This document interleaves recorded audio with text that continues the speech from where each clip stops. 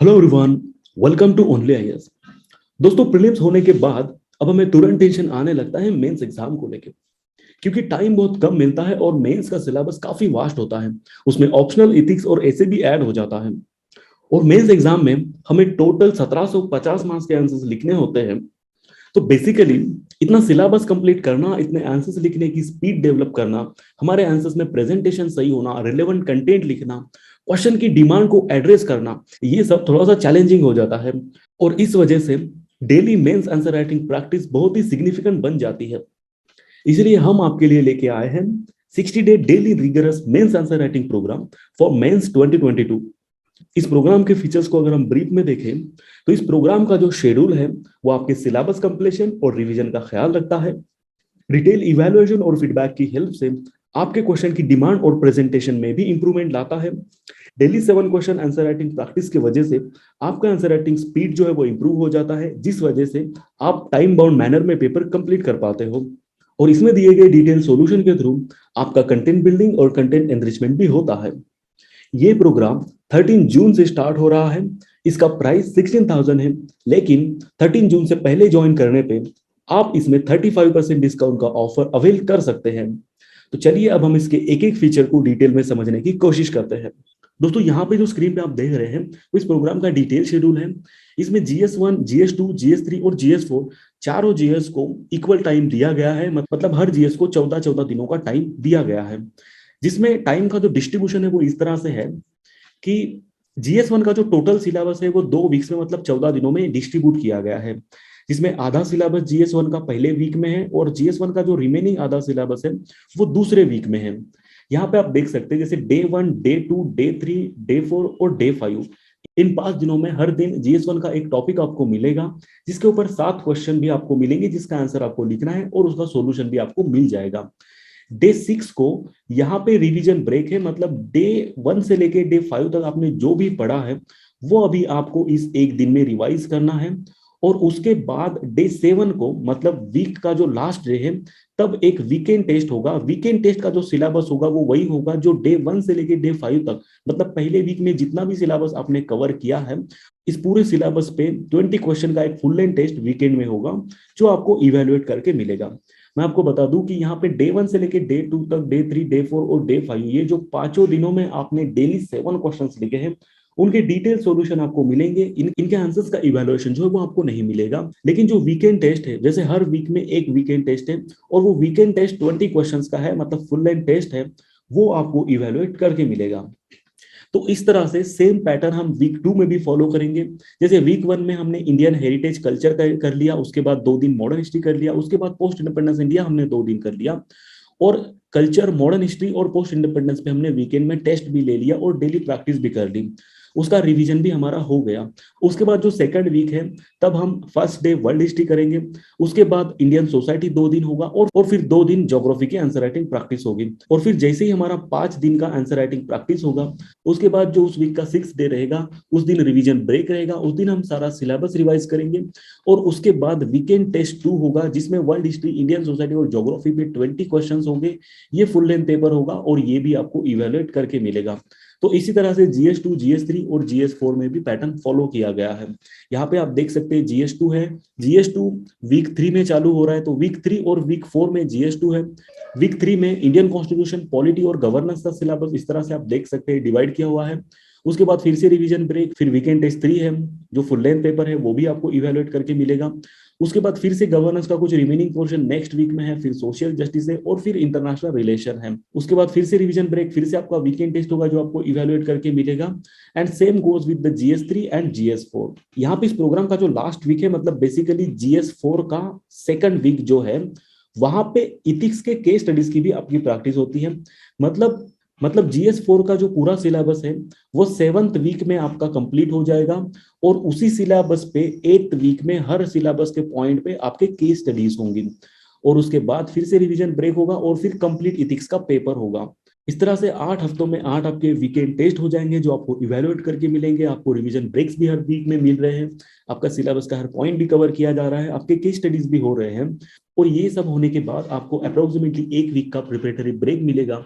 और उसके बाद जिस तरह से यूपीएससी एग्जाम कंडक्ट करता है उसी पैटर्न पे पहले ऐसे, फिर दूसरे दिन GS1 GS2 और फिर तीसरे दिन GS3 और GS4, इस तरह से आपके फुल लेंथ टेस्ट कंडक्ट किए जाएंगे और ये भी आपको इवेलुएट करके मिलेंगे। तो इस तरह से टोटल 8 वीकेंड टेस्ट और उसके बाद ये 5 फुल लेंथ टेस्ट, उस हिसाब से टोटल 13 टेस्ट आपको इवेलुएट करके मिल जाएंगे। और बाकी डेली आंसर राइटिंग प्रैक्टिस जो है वो आपको इवेलुएट करके नहीं मिलेंगी, लेकिन उसके सॉल्यूशंस आपको मिलेंगे जिसे आप कंपेयर करके अपने आंसर्स में वैल्यू एडिशन कर सकते हैं। तो अब हमने इस प्रोग्राम का डिटेल शेड्यूल जो है वो समझ लिया है। इस प्रोग्राम के डिटेल शेड्यूल का जो पीडीएफ है वो आपको हमारे टेलीग्राम चैनल पे और इस वीडियो में डिस्क्रिप्शन लिंक में भी आपको मिल जाएगा। तो दोस्तों इस प्रोग्राम का नेक्स्ट फीचर है वो है daily 7 questions to write in 1 hour with a detail solution. दोस्तों जैसे कि शेड्यूल समझाते हुए मैंने आपको बताया था कि हर दिन जो सिलेबस का टॉपिक है उस पे आपको 7 क्वेश्चंस प्रैक्टिस के लिए मिलेंगे, जिसका आंसर्स आपको लिखना है और हमारे जो डिटेल सॉल्यूशन है जो हम डेली आपको प्रोवाइड करेंगे उसके साथ कंपेयर करके आप अपने आंसर्स में एनरिचमेंट कर सकते हैं, इवैल्यूएशन कर सकते हैं। आपको उन आंसर्स का सेल्फ इवैल्यूएशन करना है।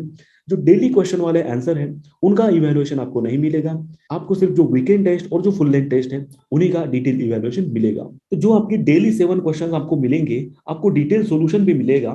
तो डेली 1 आवर बैठ के जब आप 7 क्वेश्चन टॉपिक वाइज लिखने की प्रैक्टिस करोगे तो आपके पास डेली बेसिस पे टारगेट्स रहेंगे, आपका स्पीड बढ़ेगा और हर दिन ब्रेनस्टॉर्मिंग करने की आदत लग जाएगी।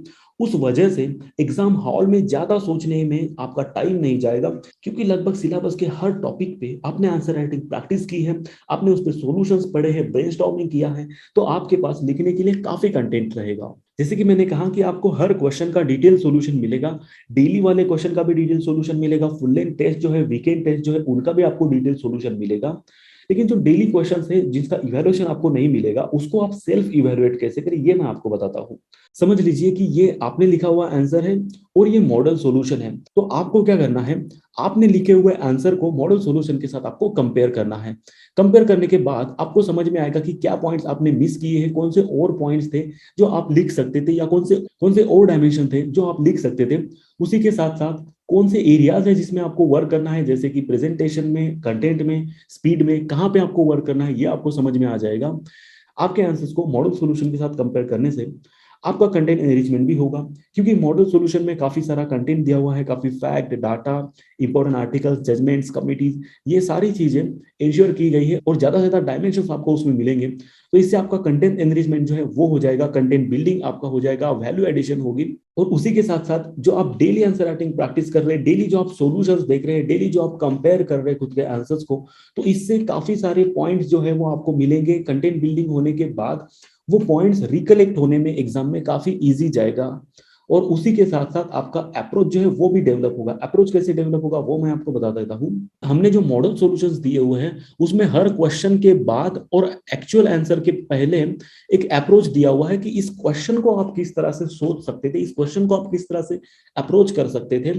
और अप्रोच में इंट्रोडक्शन में क्या एक्सपेक्टेड है, क्या आप लिख सकते हैं, बॉडी में आप क्या क्या डायमेंशंस लिख सकते हैं, कंक्लूजन आप किस तरह से कर सकते हैं, क्या होना चाहिए अप्रोच कंक्लूजन करने का, ये सभी चीजों के बारे में एक अप्रोच दिया हुआ है। तो हर आंसर में अप्रोच देने की वजह से आपका जो अप्रोच है वो डेवलप हो जाता है। आपको मॉडल सॉल्यूशन में इस तरह से हैंड रिटन डायग्राम्स भी मिलते हैं, तो आपको और भी रिलेटेबल फील होता है, जिससे आपको लगता है कि हम भी इस तरह की डायग्राम्स जो है वो अपने आंसर्स में ड्रॉ कर सकते हैं।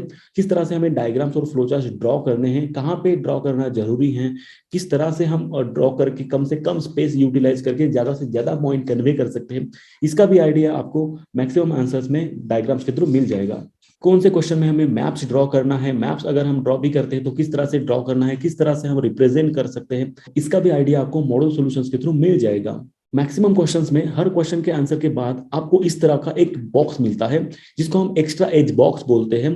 तो ये जो एक्स्ट्रा एज बॉक्स है इसमें इस तरह की एडिशनल इंफॉर्मेशन आपको मिलती है जो अदरवाइज आंसर का पार्ट तो नहीं है लेकिन आंसर से रिलेटेड है और वो इंफॉर्मेशन इंपॉर्टेंट है। शायद सिमिलर टॉपिक पे या सिमिलर थीम पे क्वेश्चन अगर आता है तो ये इंफॉर्मेशन भी आप कहीं ना कहीं उस आंसर में यूज कर सकते हैं। So the purpose of this extra edge box is to add value in your answer and to enrich your content. Next component of the program is copy evaluation. Evaluation ये सबसे important component होता है mains के test series का, क्योंकि हम answers सही लिख रहे हैं या नहीं, हमसे क्या छूट रहा है, क्या मिस्टेक्स हमारे राइटिंग में हो रही है, इन्हें इंप्रूव कैसे किया जाए, ये सारी बातें हमें इवेल्युएशन में पता चलती है। और जो फीडबैक हमें मिलता है उस फीडबैक पे वर्क करके हम हमारे आंसर्स में और स्कोर में इंप्रूवमेंट ला सकते हैं। ओनली एज में हम डिटेल फीडबैक और कस्टमाइज इनपुट पे ध्यान देते हैं ताकि स्टूडेंट्स को पर्सनलाइज्ड फीडबैक मिले और स्पेसिफिक फीडबैक मिले। कॉपी इवैल्यूएशन में हम डिटेल फीडबैक देते हैं, कस्टमाइज इनपुट्स देते हैं, पैरामीट्रिक एनालिसिस देते हैं और आपको मेंटर सपोर्ट भी मिलता है। अगर आपके कोई डाउट्स है, कुछ ग्रीवेंसेस है आंसर राइटिंग को लेके, तो आप अपने मेंटर्स के साथ बात कर सकते हैं।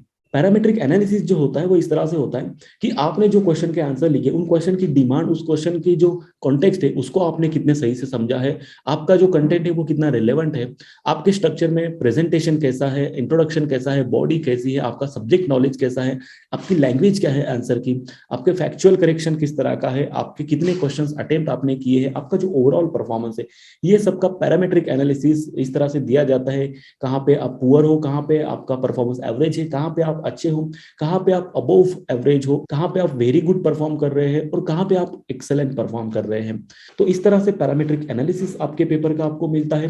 डिटेल फीडबैक आपको मिलता है इस तरह से, जहां पे आपने क्वेश्चन के कौन से पार्ट की डिमांड को एड्रेस किया है, कौन से पार्ट की डिमांड को एड्रेस नहीं किया है, क्या आपको लिखना सही है, अगर आप इस तरह से एरो यूज करते हैं तो वो यूज करना कितना सही है, अगर आप इस तरह के एरोज यूज करते हैं हेडिंग देने के बजाय तो वो कितना सही है, क्या आपको करना चाहिए, क्या आपके आंसर राइटिंग में मिस्टेक्स हो रही है, क्या आपको अवॉइड करना है, इस बारे में डिटेल फीडबैक और स्कोर आपको यहाँ पे मिलता है।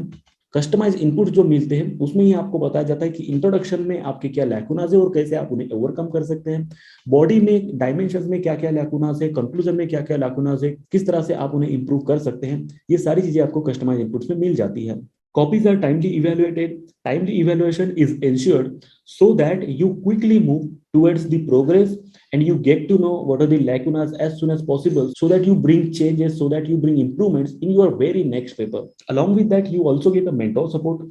इवेल्युएशन के बाद भी अगर आपके मन में आपके पेपर और आंसर राइटिंग रिलेटेड कुछ डाउट्स रहते हैं तो आपको मेंटर कॉल भी प्रोवाइड किया जाता है, जिसके थ्रू आपके जो रिलेटेड डाउट्स है वो क्लियर हो जाएंगे। तो ओवरऑल इस प्रोग्राम के थ्रू आपके 500 क्वेश्चन की आंसर राइटिंग प्रैक्टिस होती है और ये 500 क्वेश्चंस वो है जो सिलेबस के डिफरेंट डिफरेंट पॉइंट्स को, डायमेंशंस को टच करते हैं। तो इस हिसाब से सिलेबस का जो एवरी नूक एंड कॉर्नर है वो आपका कवर किया जाता है। सिलेबस के हर पॉइंट पे, हर डायमेंशन पे कहीं ना कहीं आपको क्वेश्चन फेस करने को मिलता है, आपको उसके ऊपर आंसर्स के थ्रू वैल्यू एडिशन कंटेंट भी मिल जाता है। और उसी के साथ साथ इस पूरे प्रोग्राम में 13 टेस्ट है जो आपको इवेलुएट करके मिलेंगे, जिसमें से 11 जो है वो जीएस के फुल लेंथ टेस्ट है और 2 जो है वो एसे के टेस्ट है। इस प्रोग्राम का नेक्स्ट और इंपॉर्टेंट फीचर है वो है मेंस की प्रहार बुकलेट। दोस्तों प्रीलिम्स में तो हमारे सोर्सेस काफी हद तक डिफाइंड होते हैं, लेकिन जब मेंस की बात आती है तो मेंस के सिलेबस के हर टॉपिक पे रिलेवेंट कंटेंट मिलना, कंसाइज फॉर्मेट में कंटेंट मिलना, वो भी करंट के साथ लिंक करके मिलना, ये काफी इंपॉर्टेंट हो जाता है। और यही कोशिश हमने प्रहार बुकलेट्स, प्रहार के जो मेंस बुकलेट्स है उसमें की है। प्रहार के मेंस बुकलेट्स में आपके सिलेबस के हर पॉइंट को कवर किया गया है और सिलेबस के हर पॉइंट का जो स्टैटिक कंटेंट है उसको करंट के साथ लिंक करके, करंट में जो हैपनिंग्स है, जो न्यूज है, उनको भी आपके स्टैटिक पोर्शन के साथ इंटरलिंक किया हुआ है। क्योंकि सबसे बड़ा प्रॉब्लम ये हो जाता है कि मेंस में हम आंसर्स लिखते वक्त जो स्टैटिक के जो पॉइंट्स है वो तो लिख लेते हैं, लेकिन उन्हें सब्सटेंशिएट करने के लिए जो करंट के एग्जांपल्स है, जो करंट की न्यूज है, उन्हें उसके साथ इंटीग्रेट करना काफी इंपॉर्टेंट होता है, जो हमारे लिए डिफिकल्ट बन जाता है। क्योंकि स्टैटिक हमने कहीं से अलग से पढ़ा हुआ होता है और करंट अफेयर्स हमने कहीं मैगजीन से पढ़ा होता है, जो भी काफी बल्कि हो जाती है और इनको इंटीग्रेट करना काफी चैलेंजिंग हो जाता है।